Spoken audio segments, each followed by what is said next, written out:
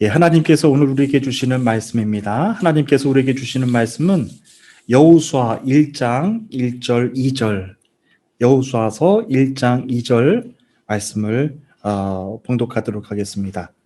하나님께서 오늘 주시는 말씀은 여호수아서 1장 1절과 2절 말씀입니다. 제가 받들어 봉독합니다. 여호와의 종 모세가 죽은 후에 여호와께서 모세의 수종자 눈의 아들 여호수아에게 말씀하여 이르시되 내 종 모세가 죽었으니 이제 너는 이 모든 백성과 더불어 일어나 이 요단을 건너 내가 그들 곧 이스라엘 자손에게 주는 그 땅으로 가라. 아멘. 이는 하나님의 말씀입니다. 예, 한 해를 잘 보내기 위해서 새로운 계획을 세우고 결단도 하게 되는 시기를 지나고 있습니다. 여러분들은 한 해 첫 달, 우리 지난 1월 달을 어떻게 지나셨는지 모르겠습니다. 여러분들이 세우신 계획대로, 여러분들이 세우신 그 일정대로 잘 지내셨는지를 모르겠습니다. 1년의 모든 시간들 하루하루가 다 중요할 것입니다. 그러나 사람들은 한 해 첫 번째 달에 공을 가장 많이 쏟습니다. 시작이 그만큼 중요하기 때문입니다. 횟수를 세어보니까 제가 터키에서 살기 시작한 지도 어느덧 8년 차를 보내고 있습니다. 해외에서 8년 동안을 한 국가에서 보냈으니 언어도 현지인 만큼 성장을 했어야 맞습니다. 그런데 정직하게 제 자신을 평가해 보는 겁니다. 살아온 시간만큼 그렇게 큰 성장을 한 것 같지는 않습니다. 여러분, 신기한 건요, 언어를 처음 배웠을 때 잘못 발음했던 단어들, 잘못 배웠던 문법들을 처음 그때와 똑같이 지금도 잘못 사용하고 있다는 겁니다. 실수하는 부분이 이렇게 저렇게 달라지는 것도 아닙니다. 처음 잘못 배우기 시작했던 그 부분들이 계속해서 반복되어지는 겁니다. 여러분, 언어학에서는요, 이러한 현상을 가리켜서 화석화 현상이라고 말합니다. 언어를 배우기 시작할 때 잘못된 채로 굳어져 버렸다라고 하는 것입니다.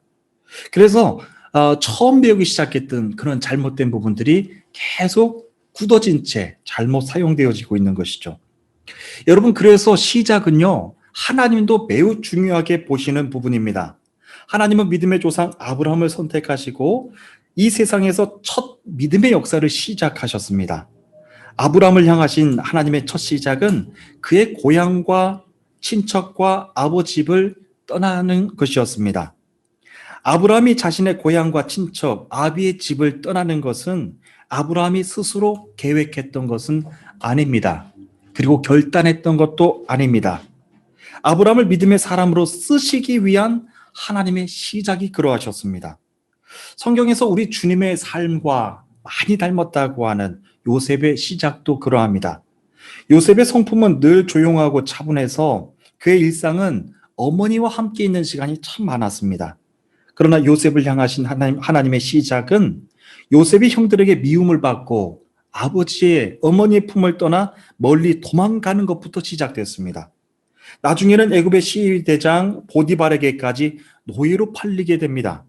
늘 어머니 곁에서 조용하게 있던 요셉이었는데 요셉을 향한 하나님의 시작은 너무나도 가혹하고 견디기 힘든 것이었습니다. 여러분, 여기에서도 주목하게 되는 것은요, 요셉에게 시작됐던 그의 시작도 요셉이 계획했던 것 아닙니다. 요셉이 결단했던 것도 아니었습니다. 하나님이 요셉을 쓰시기 위해서 그를 시작하게 하신 하나님의 시작이었습니다. 선지자로 큰 쓰임을 받았던 이사야의 첫 시작은 어떠했을까요? 이사야 6장 6절 7절에 기록된 말씀입니다.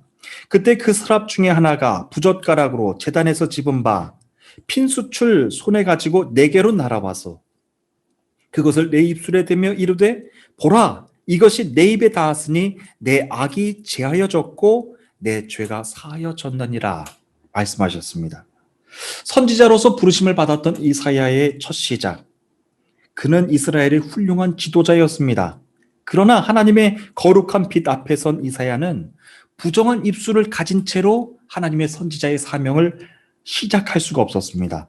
그래서 하나님은 이사야의 첫 시작을 숯불을 입술에 갖다 대시면서 죄악들을 다 제하여 주시는 것부터 시작하게 하셨습니다. 여기서 죄로 번역된 히브리어 하타라고 하는 단어는요, 관역에서 벗어난 본질적인 죄를 뜻합니다. 하나님은 이사야를 선지자로 부르시면서 가장 먼저 하나님과 관계가 어긋났던, 본질적으로 어긋났던 그 죄들을 입술에 숯불을 갖다 대시면서 그 죄들을 제거해 주시면서 시작하게 해주셨습니다. 하나님의 입술에다가 숯불을 갖다 대시는데 이사야가 얼마나 두렵고 당황하고 어려웠을까요? 선지자로서 하나님께 임명을 받고 처음 그 사명을 감당하고 시작하는 건데 하나님의 시작이 너무나도 당혹스럽고 두려웠을지도 모르겠습니다. 숯불을 입에 갖다 대시면서 자신의 입술의 죄를 다 제거해 주셨으니 말입니다. 여러분, 이사야 첫 번째 시작도 우리들이 발견하는 것은 그가 스스로 계획하고 결단한 것은 아니었다는 겁니다. 이사야를 크게 쓰시기 위한 하나님의 시작이 그러하셨습니다. 신약 성경에서 성령님의 일하심을 가장 뜨겁게 체험했던 우리 사도 바울의 시작은 어떠했을까요? 그는 아예 십자가의 복음을 영접한 사람들을 핍박하고 죽이는 일에 자신의 삶을 전부 내어놓았던 사람이었습니다. 하나님이 사도 바울을 쓰시기 위해서는 너무나도 잘못된 채 고정돼 버린, 굳어져 버린 사도 바울의 첫 시작을 고쳐주셔야만 했습니다. 그래서 사도 바울의 진짜 시작은요, 다메섹 도성에서부터 시작하는 거예요. 하늘로부터 자신을 부르시는 음성을 듣고 강한 빛을 맞아 사도 바울은 시력을 잃습니다. 저는 오늘 말씀을 시작하면서 언어의 화석화 현상에 대해서 말씀을 드렸는데요. 이미 굳어져 버렸다고 하는 뜻입니다. 앞으로 나가야 되는데, 앞으로 전진해 나가야 되는데, 목적지를 향해서 나가야 되는데 나도 모르는 사이에 네모난 채로, 세모난 채로 굳어져 버렸다는 겁니다. 그러면요, 아무리 좋은 계획을 세운다고 하더라도 내가 있는 힘껏 앞으로 나가려고 노력을 해도 바퀴는 앞으로 나가지 않는 것입니다. 그래서 하나님은 믿음의 사람들의 시작에 대해서 매우 중요하게 관심을 보이십니다. 그들이 앞으로 나갈 수 있도록, 그들이 하나님의 계획을 향해서 앞으로 나갈 수 있도록 하나님의 방법대로, 하나님의 스케줄과 일정으로 그들의 시작을 만지신다는 것입니다.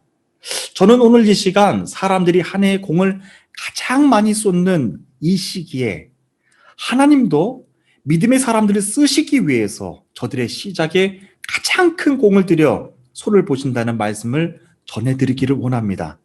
그럼 이제 하나님께서 우리들에게 주시는 본문을 다 함께 읽음으로 하나님이 주시는 말씀을 증거하도록 하겠습니다. 여호수아서 1장 1절 말씀입니다. 우리 다 함께 함께 읽겠습니다. 시작. 여호와의 종 모세가 죽은 후에 여호와께서 모세의 수종자 눈의 아들 여호수아에게 말씀하여 이르시되. 아멘. 본문은 여호와의 종 모세가 죽은 후에라고 시작을 합니다. 신명기 34장에 기록된 말씀에 따르면요, 모세는 모압 땅 느보산에 올라가 가나안 땅을 바라보았으며 모압 땅에서 죽어 장사되었다라고 기록하고 있습니다. 이제 눈앞에 보이는 요단강만 건너면 가나안 땅입니다. 그 가나안 땅을 가기 위해서 40년을 걸어왔습니다. 40년 동안의 광학길을 걸어왔습니다. 요단강은요, 폭이 1.6km 정도밖에 되지 않는 작은 강입니다. 제가 슬라이드로 준비해 놨는데 얼마나 그 폭과 그 규모가 작은지를 한번 보시기를 바랍니다. 요단강은 폭이 이제 1.6km 정도밖에 되지 않은 작은 강이에요. 수영을 잘하는 사람들은 그냥 수영을 해서 건너가면 돼요. 건기에는 수영을 할 필요도 없어요. 그냥 건너가면 되는 곳입니다.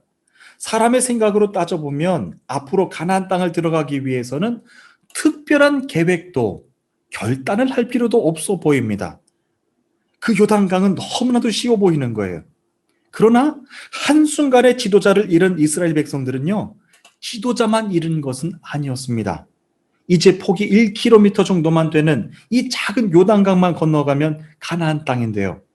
모세를 잃은 이스라엘 백성들은 앞으로 그들이 나가야 될 방향과 목적지도 다 잃어버렸다는데 우리가 주목을 해야 됩니다.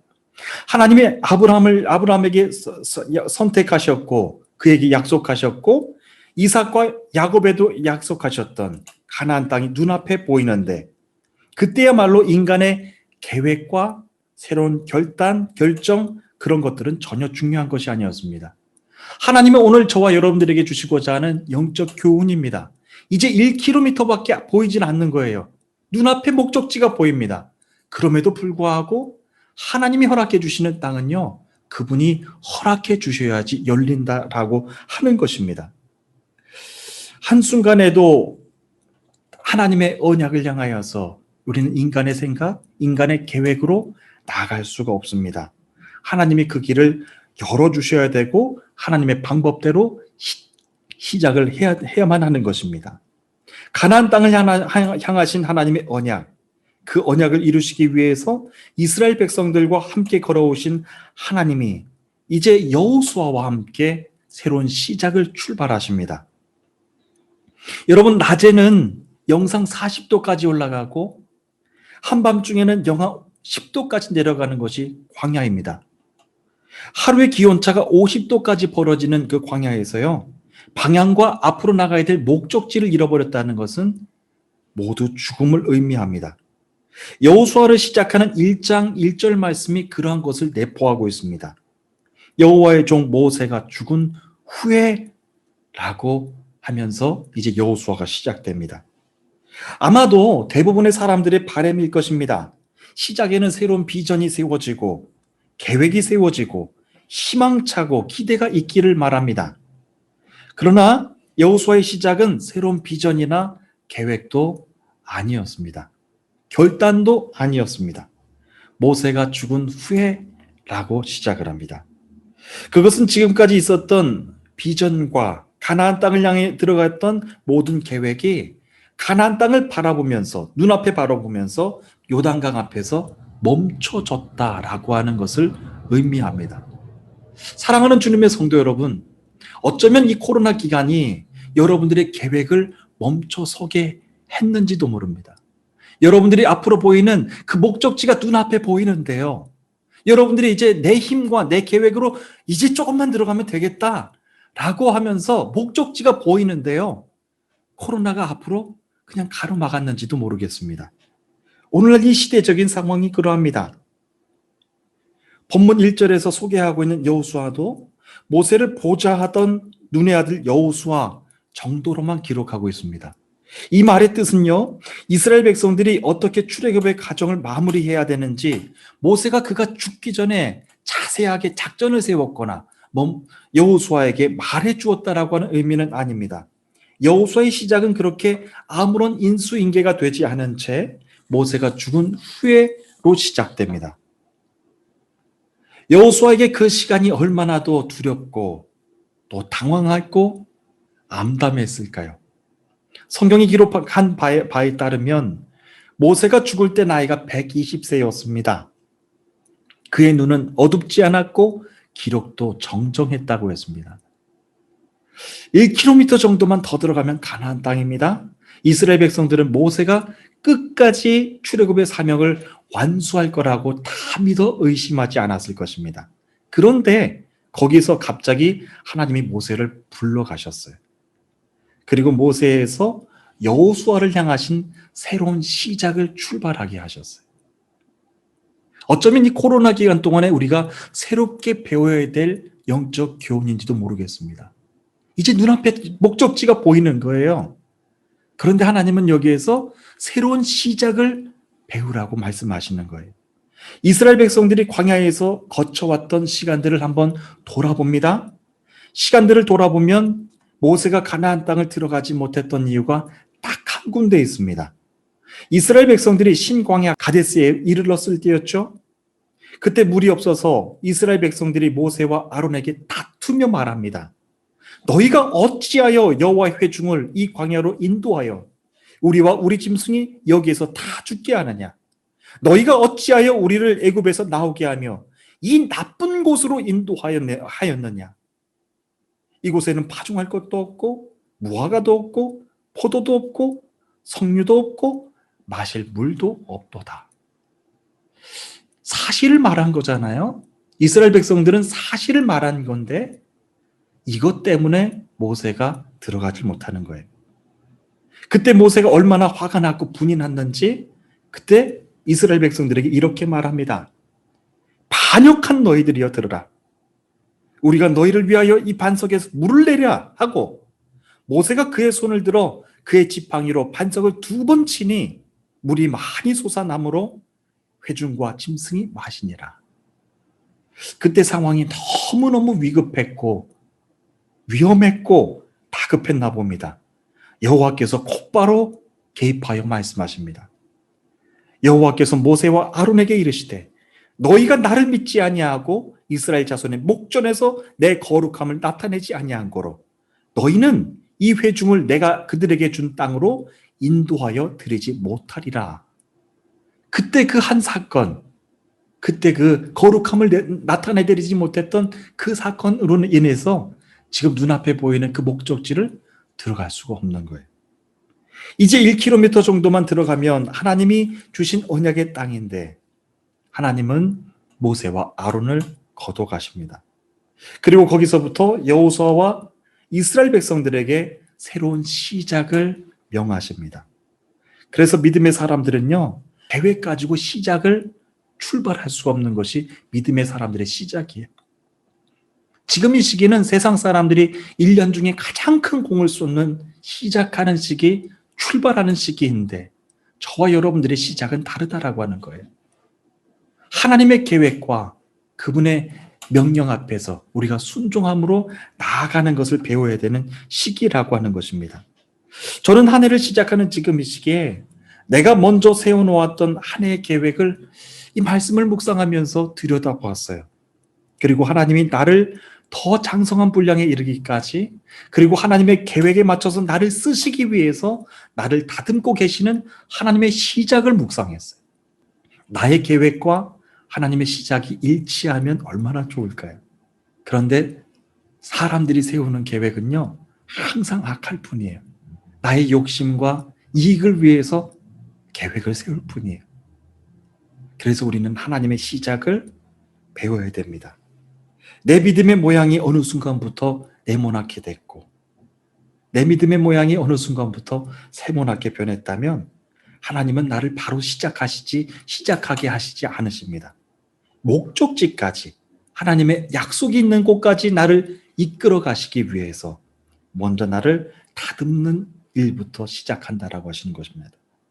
그때는 내가 계획한 대로 일이 되지 않는다고, 시간이 자꾸만 지체되고 지연된다고 불평할 필요도 없습니다. 걱정할 필요도 없습니다. 하나님이 저와 여러분들을 쓰시기 위한 하나님의 시작을 만지고 계시는 중이니까 말입니다. 그래서 지금 이 시기에는 내 계획을 점검하는 것, 그것은 중요한 것 아니에요. 하나님이 나를 쓰시기 위해서 나의 어떤 부분들을 만지고 계시고 나를 어떻게 시작하게 하시는가, 하나님의 그 일하심 앞에 우리가 집중해야 되는 시기라고 하는 것입니다. 하나님은 여호수아를 향하신 새로운 시작을 그렇다면 무엇부터 시작하셨을까요? 우리 2절 말씀을 다 함께 우리 소리내서 함께 읽도록 하겠습니다. 읽겠습니다. 시작.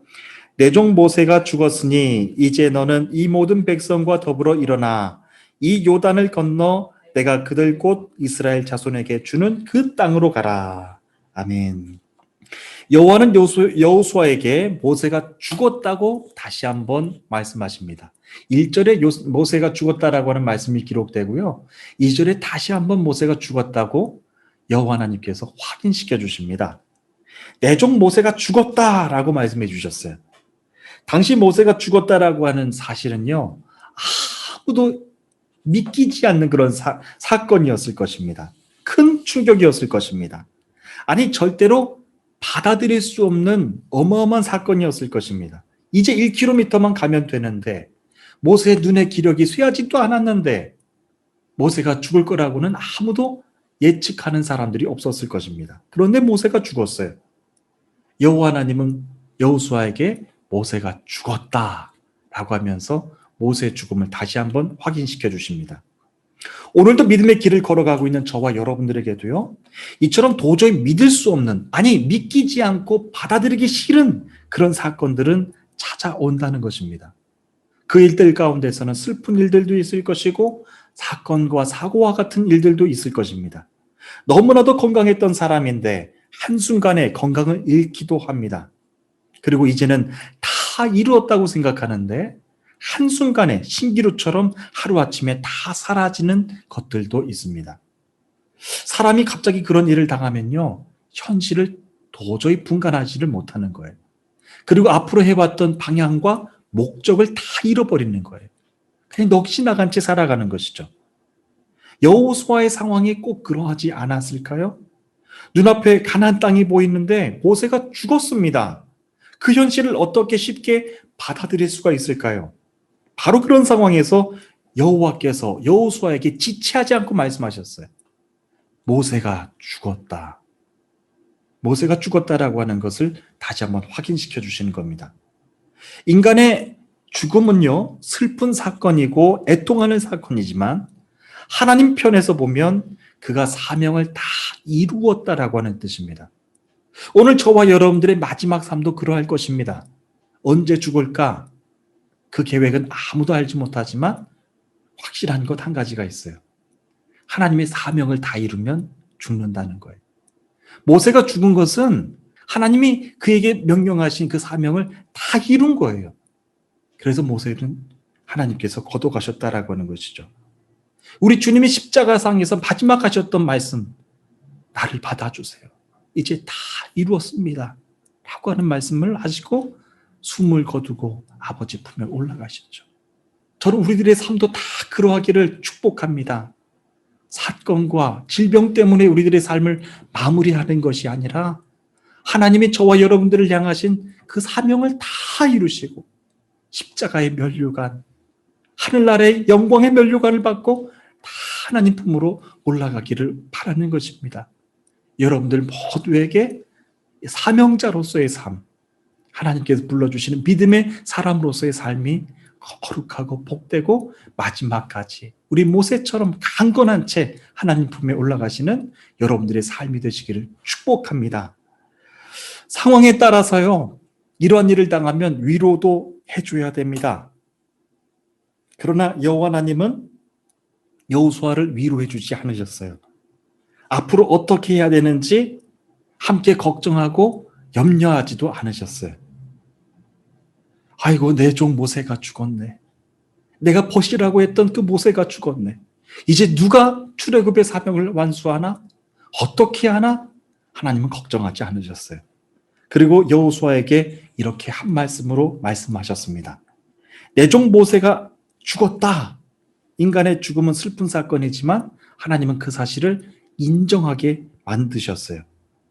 그리고 이어서 이제 너는 이 모든 백성과 더불어 일어나 이 요단을 건너 내가 그들 곧 이스라엘 자손에게 주는 그 땅으로 가라고 말씀하셨어요. 여호수아에게 가장 캄캄하고 두려웠을 그때에 하나님은 모세에게 하셨던 말씀 그대로 그가 해야 될 사명, 여호수아가 앞으로 해야 될 사명을 그대로 말씀해 주셨어요. 이스라엘 백성들을 이끌고 하나님이 언약하신 가나안 땅으로 들어가서 출애굽의 사명을 완수하라라고 하는 겁니다. 하나님이 믿음의 사람들에게 주신 하나님의 계획과 섭리는 완전하게 완수된다라고 하는 겁니다. 이 땅을 향한 하나님의 계획, 이 세상을 구원하기 위한 하나님의 계획은요, 완수된다, 이루어진다라고 하는 뜻입니다.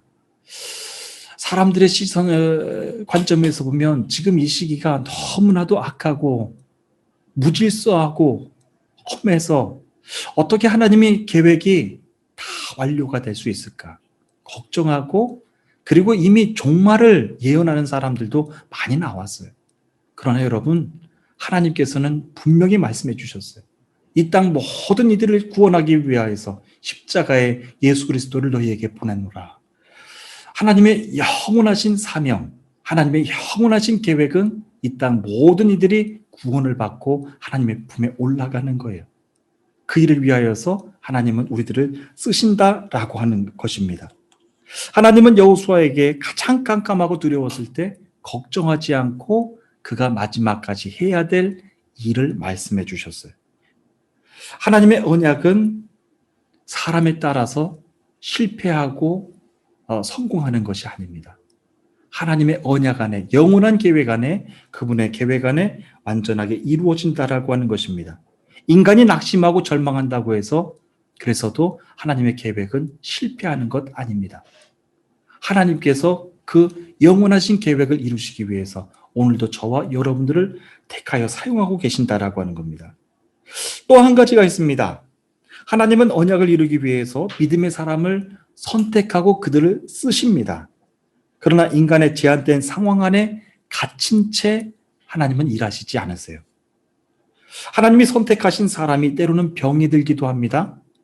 때로는 하나님의 사명을 감당하다가 모세처럼 죽음을 맞기도 합니다. 그러나 아무리 하나님이 선택하신 사람이라고 할지라도 완전할 수가 없으므로 하나님은 인간의 연약한 안에 갇혀서 일하시는 분이 아니시라고 하는 거예요. 모세를 통하여서 일하셨던 하나님의 계획을 이제 여호수아에게 물려주시는 거예요. 한치의 희망도 보이지 않고 절망으로 가득 찬 시대적인 상황에서도 하나님은 믿음의 사람들에게 권능의 말씀을 주신다라고 하는 것입니다. 내가 너와 함께 할 것이다. 절망하거나 낙심하지 마라. 하나님의 언약이 너를 통하여서 완수될 것이다. 이루어질 것이다. 라고 하면서 저와 여러분들에게도 사명을 주신다라고 하는 것입니다. 신종 코로나 바이러스와 함께했던 지난 한 해 정말로 어려운 시기를 지나왔습니다. 이제는 아무것도 할 수 없고 다시 도전도 할 수 없는 그런 무기력한 상황에까지 다다랐습니다. 코로나 블루라고 하는 새로운 단어가 생겨났을 정도로 우울증, 우울감을 앓는 사람도 많이 증가했습니다. 그런데 올해는요, 코로나 블루에서 코로나 레드라고 하는 단어가 새로 생겨났어요. 이제는 억눌러왔던 그 우울했던 감정들, 그 실패의 감정들, 억눌렀던 그 감정들이 폭발해서 누구에게도 조절하지 못할 정도로 분노로 폭발한다라고 하는 것입니다. 이제는 억눌러왔던 그 우울했던 감정들, 실패했던 감정들을 누군가에게라도 다 표출할 수 있는 그런 시기가 된 거예요. 이 시대의 영향은요, 우리 믿음의 사람들에게도 그대로 전해지고 있습니다. 일이 내가 세운 계획대로 되지 않고 하는 일마다 열매를 보지 못하고 실패하고 또 실패하는 거예요. 그러나 인간이 저지른 죄 때문에 이 세상의 질서가 완전히 엉망진창이 됐다라고 하는 것은 우리가 지켜봐야 될 것 중에 매우 중요한 것입니다. 정말 마지막 때의 징조가 다 그대로 나타나고 있습니다. 민족이 민족을, 나라가 나라를 대적하며 일어나고 세계 곳곳에서 전쟁과 기근, 바이러스와 전염병 같은 것들이 퍼져나가고 있어요. 교회와 교회들에는요, 거짓 선지자들이 나타나서 우리 성도들의 믿음을 다 유혹하고 있습니다. 이제 언약의 땅까지는 1.5km밖에 남지 않았는데 하나님의 언약의 말씀이 없어도, 그리고 그 길을 인도할 목자가 없어도, 그리고 그 길을 함께 들어갈 우리 믿음의 동료, 믿음의 가족, 믿음의 백성들이 없어도 이제 들어갈 수 있을까요? 하나님은 바로 이와 같은 시대적인 상황에서 과연 무엇을 준비하고 계실까요? 무지하고 무능하고 계획하는 모든 일마다 악한 인간들은 하나님이 행하시는 그 모든 일 앞에, 하나님의 계획 앞에 잠잠해져야 할 것입니다. 그리고 하나님의 말씀보다 내 말이 더 많았거나 하나님이 하신 말씀보다 내 말이 더 앞섰다고 한다면 올 한 해는 이제 잠잠한 채 그분이 행하시는 일을 바라봐야 될 것입니다. 하나님이 이 시대를 위하여서 우리를 쓰실 텐데 이 엉망진창이 된 이 시대를 하나님께서 하나님의 방법대로 이제 회복하기를 원하시는데 내가 그분의 말보다 더 앞서지 않기를 원합니다. 그분의 일하심보다 내가 더 앞서지 않기를 원합니다. 하나님이 일하실 겁니다. 하나님이 계획하실 것입니다. 여러분들의 직장도, 여러분들의 가정도, 여러분들의 모든 장래와 비전도 하나님께서 이루실 것입니다. 이 코로나로 인하여서 내 영이 분노하고 내 영이 누군가에게라도 표출하고 싶고 지금 이 시대가 얼마나 위기 상황인지 모릅니다. 이런 상황 가운데서 계획, 나의 결단, 그런 것들은 중요한 것 아니에요. 하나님이 이 마지막 1.5km 그 길을 건너가기 위해서 저와 여러분들을 만지고 계신다라고 하는 거예요. 실패를 다시 경험해도 좋아요. 앞으로 나가야 되니까. 내 믿음이 네모난 채 세모난 채 굳어져 버렸으면 하나님은 앞으로 나아갈 수 있게끔 나를 만지실 거예요. 하나님의 일하심을 신뢰하시기를 바랍니다. 하나님의 계획을 여러분들 맡기시기를 바랍니다. 이제 하나님은 여러분들을 더 크고 형통한 길로 인도해 주실 줄로 믿습니다. 이 엉망진창이 된 이 시대를, 죄로 가득한 이 시대를 하나님의 방법대로 이제 회복해 나가실 것인데, 여러분들의 시작을 만드시는 그분의 이유, 여러분들을 쓰시고 싶어 하는 거예요. 여러분들을 택하여 이 엉망진창된 이 세상을 회복하는 일 위해 여러분들을 쓰시고 싶은 거예요. 가정에서도 하나님의 쓰임이 나타나기를 바라고, 학업장에서도 하나님의 쓰임이 나타나게 되기를 원하고, 여러분들의 사업장 위에도 하나님의 쓰임이 나타나게 되기를 간절히 축복합니다. 하나님의 새로운 시작, 여러분들을 새롭게 만드신, 여러분들을 쓰시기 위한 하나님의 새로운 시작 앞에 겸손하게 무릎 꿇고 나가는 저와 여러분들 되시기를 간절히 축복합니다. 우리 다 함께 기도하시겠습니다.